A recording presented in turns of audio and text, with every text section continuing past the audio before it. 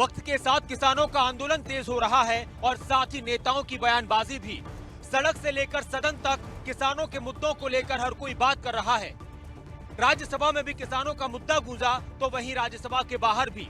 राज्यसभा में कांग्रेस सांसद दीपेंद्र हुड्डा ने किसानों के मुद्दे को लेकर और मंडियों को लेकर सरकार पर निशाना साधा, तो वहीं हरियाणा के पूर्व मुख्यमंत्री ओम प्रकाश चौटाला ने कृषि कानूनों को लेकर सरकार पर निशाना साधा। किसान तो बहाना है, असली काम तो राजनीति चमकाना है। कभी काले कानून तो कभी इन कानूनों से देश को खतरा।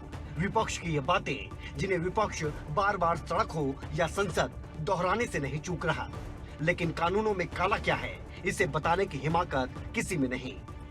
मैं एक देख रहा था कि यहाँ पर जो चर्चा हुई और विशेष करके हमारे जो कांग्रेस के साथियों ने चर्चा की, मैं ये तो देख रहा था कि वो इस कानून के कलर पर तो बहुत बहस कर रहे थे। ब्लैक है कि व्हाइट है, ब्लैक है कि व्हाइट है।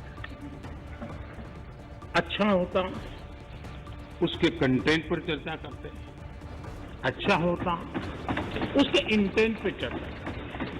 कृषि कानून का रंग कैसा है ये तो सब बता रहे हैं, लेकिन कानूनों में गलत क्या है इसे उजागर करने में विपक्ष अब तक खरा नहीं उतर पाया। कभी सड़क पर तो कभी संसद पर किसान के नाम पर झंडा बुलंद है और विरोध सत्ताधारी पार्टी का।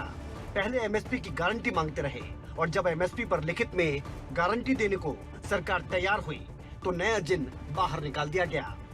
क्या हर किसान को एमएसपी मिल रही है? फिर बात आई कि एमएसपी खत्म। प्रधानमंत्री जी ने कहा एमएसपी थी, है और रहेगी। ठाकुर जी ने भी कहा कि कोई है किसमें दम जो बताए कि एमएसपी चली जाएगी। सही बात है, एमएसपी थी, है और रहेगी, मगर क्या एमएसपी सभी किसानों को मिलेगी और सभी फसलों पे मिलेगी? प्रश्न इस बात का उठता है। आप में दम है खड़े होकर आप कह दें कि एमएसपी मिलेगी हर किसान को देश में? आज भी शांता कुमार कमेटी बताती है कि मात्र 6% से 16% तक किसानों को एमएसपी मिलती है। हरियाणा में राज्यसभा सांसद दीपेंद्र हुड्डा ने चुनौती दी तो हिमाचल प्रदेश के हमीरपुर से सांसद अनुराग ठाकुर ने भी तीखा हमला किया।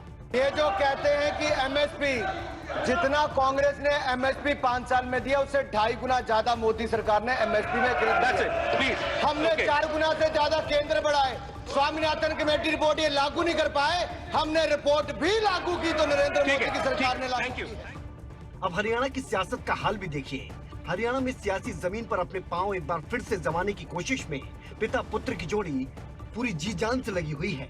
पहले तो इनेलो नेता अभय चौटाला ने किसानों के नाम पर अपनी विधायकी छोड़ दी और अब उनके पिता इनेलो सुप्रीमो ओम प्रकाश चौटाला इसे उनके खून में ही त्याग बता रहे हैं। ये कोई पहला निर्णय नहीं है।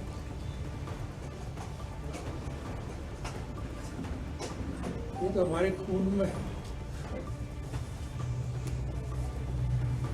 ये सवाल आप मुझसे पूछते हो, आप प्रत्यक्ष में देख नहीं रहे।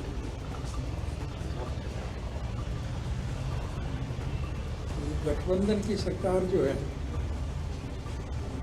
सरकारी तौर पर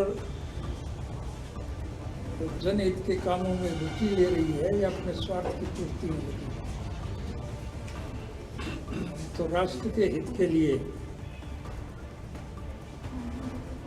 देश के लोगों को जागृत करने का काम कर रहे हैं।